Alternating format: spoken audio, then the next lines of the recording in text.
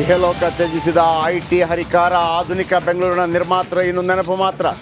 SM. Krishna ನಿವಾಸದಲ್ಲಿ ಶೋಕ ಸಾಗರ.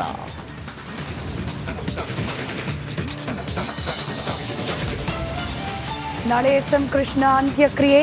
ಬೆಳಗ್ಗೆ 8 ಗಂಟೆವರೆಗೂ ಅಂತಿಮ ದರ್ಶನ. ಮದ್ದೂರಿನ ಸೋಮನಹಳ್ಳಿಯಲ್ಲಿ ಅಂತಿಮ ವಿಧಿವಿಧಾನ.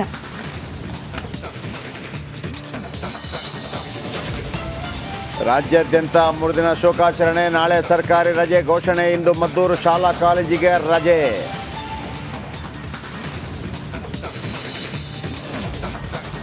ಗುರುವಿನ ಅಂತಿಮ ದರ್ಶನ ಪಡೆದ ಡಿಸಿಎಂ. ಎಸ್ಎಂಕೆ ಸಾಧನೆ ನೆನಪಿಸಿಕೊಂಡು ಡಿಕೆಶಿ ಭಾವುಕ. ಸೋಮನಹಳ್ಳಿಗೆ ಭೇಟಿ ಕೊಡ್ತಾರೆ ಡಿಕೆ.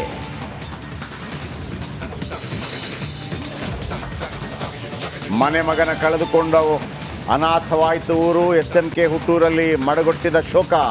ಸೋಮನಹಳ್ಳಿಯಲ್ಲಿ ನೀರವ ಮೌನ.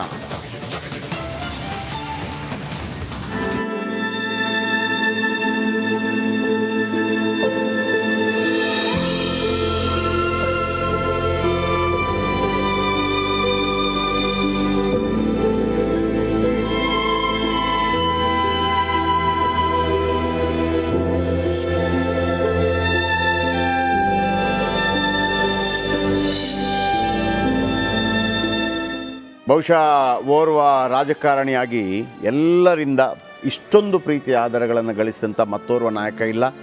ಯಾರನ್ನಾದರೂ ನೀವು ಟೀಕೆ ಮಾಡಿದ್ದು ನೋಡಿರ್ಬೋದು.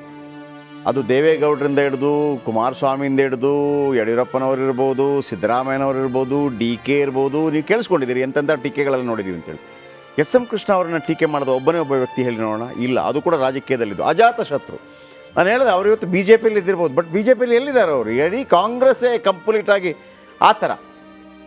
ಹಾಗಂತ ಬಿ ಜೆ ಪಿಯವರು ಕೂಡ ಅವರ ಬಗ್ಗೆ ಅಪಾರವಾದಂಥ ಪ್ರೀತಿ ಇದೆ. ಅವರ ಬಗ್ಗೆ ಯಾವತ್ತಾದರೂ ಕೆಟ್ಟದಾಗಿ ಮಾತಾಡಿದವರಲ್ಲ. ಆ ಥರ ಸಾಧ್ಯ ಇಲ್ಲ ರೀ. ಆಮೇಲೆ ಮೇಡಮ್ ಹೇಳ್ತಾಯಿದ್ರು, ಮಂಡ್ಯ ಅಂತಂದರೆ ಒಂಥರ ಮಂಡ್ಯ ಹೈಕ್ಳು ಆ ರಾ. ನಾವು ನೋಡಿದಂಗೆ ದೇವೇಗೌಡರು ಇರ್ಬೋದು, ಅಥವಾ ಅಂಬರೀಷ್ ಇರ್ಬೋದು, ಅಥವಾ ಕುಮಾರಸ್ವಾಮಿ ಇರ್ಬೋದು, ಒಂದು ರಾ ಅಲ್ಲಿ ಚಲುವರಾಯಸ್ವಾಮಿ ಇರ್ಬೋದು, ಎಲ್ಲ ನಾಯಕರು. ಬಟ್ ಇವರು ಹಂಗಲ್ಲ, ಸಫ್ಯಾಸ್ಟಿಕೇಟೆಡ್, ಒಂಥರ ಅದ್ಭುತವಾದಂಥ ಕೆನಡಿ, ಮದ್ದೂರಿನ ಕೆನಡಿ. ಆದರೆ ಅಲ್ಲಿಯ ಮಂಡ್ಯದವರಿಗೆ ಆ ಒಂದು ಅಭಿಮಾನ ಕೂಡ ಇತ್ತು. ಕೃಷ್ಣ ಏಕವಚನ, ನಮ್ಮವ ಕೃಷ್ಣ ಅಂತೇಳಿ, ಅವನು ಕೃಷ್ಣ ಆ ಥರ.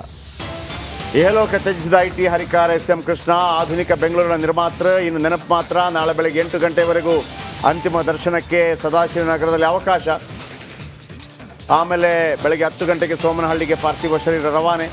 ನಾಳೆ ಸಂಜೆ 4 ಗಂಟೆಗೆ ಮದ್ದೂರಲ್ಲಿರುವಂಥ ಅವರ ಹಿಂದಿನ ಮನೆ ಏನಿತ್ತು, ಮದ್ದೂರು ಸೋಮನಹಳ್ಳಿಯಲ್ಲಿ ಕಾಫಿ ಡೇ ಸಮೀಪ